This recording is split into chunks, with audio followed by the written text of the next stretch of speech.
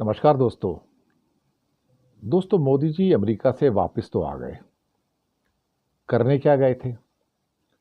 Bharatiya Janata party के नेता drum पीट रहे हैं कि देखो देश की इज्जत कितनी बढ़ गई, भारत का कितना सम्मान हुआ बाहर। इन एक्चुअलिटी तो भारत की बेइज्जती हुई है और जमकर बेइज्जती हुई है, और ऐसे ऐसे मुद्दों पर बेइज्जती हुई जिसकी आप उम्मीद नहीं कर सकते थे।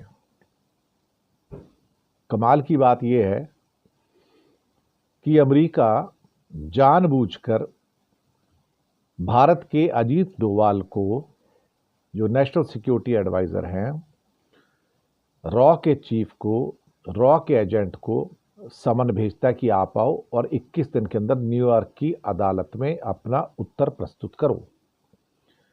इससे बड़ी इंसल्ट और क्या हो सकती थी?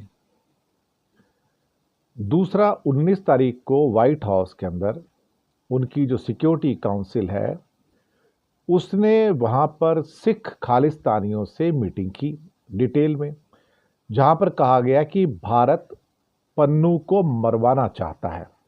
मोदी सरकार जो है पन्नू को मरवाना चाहती है, तो आप उनकी सुरक्षा कीजिए। तो जहां पर अमेरिका की सरकार ने व्हाइट हाउस में उनको अश्योरेंस दिया कि आप चिंता मत कीजिए, वो हमारा नागरिक है और उसकी सुरक्षा करना हमारा फर्ज है और हम किसी भी हालत में हम अपने फर्ज से पीछे नहीं हटेंगे।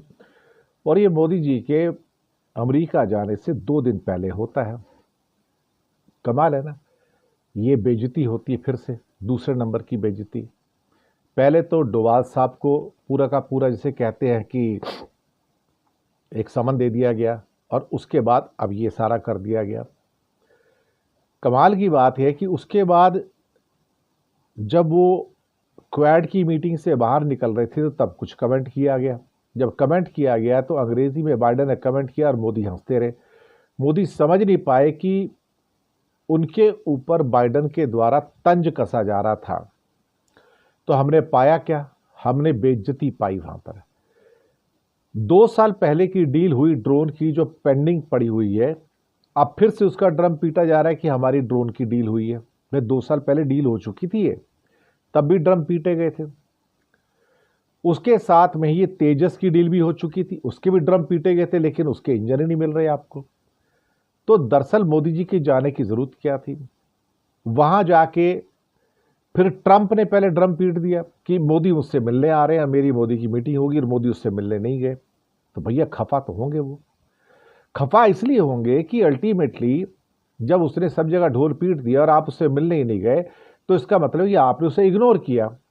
अब इग्नोर किया तो अगर ट्रंप जीत के आएंगे तो वो इसको तो भूलने वाले तो है नहीं भैया। वो इस बेइज्जती को भूलेंगे नहीं। जब वो इस बेइज्जती को भूलेंगे नहीं तो आप यकीन से मान लीजिएगा कि चीज़ें जो हैं वो अब ऐसे ही होंगी। यानी कि हमें ट्रंप आए तो इंसल्ट सहनी पड़ेगी, और अगर कमला हैरिस आई तब तो इंसल्ट सहनी ही पड़ेगी, क्योंकि कमला हैरिस तो इंडिया को सपोर्ट करने वाली बिल्कुल भी रत्ती भर भी नहीं है। शुक्रिया आपका।